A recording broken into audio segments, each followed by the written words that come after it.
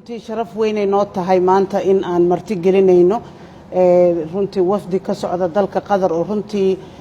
kulan taariikhi ah ay la qaateen ra'iisul wasaaraha waxaan runtii aan halkan aan ka dareemaynaa hawlihii hore u socday mudane ra'iisul wasaare oo bishii July aan ku tagnay Hobyo iyo Baraawe oo aan uga hadlaynay dhismaha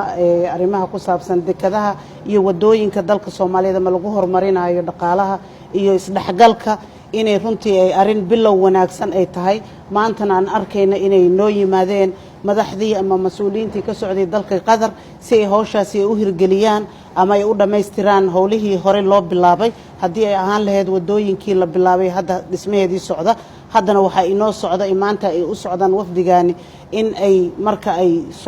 soo bandhigaan goorta aan ku haminayno in aan bilowno dhismaha dalka dekada Hobyo oo runtii ahmiyad weyn inoo leh dhinaca dhaqaalaha iyo xiriirka soo jireenka aan noo wada leenahay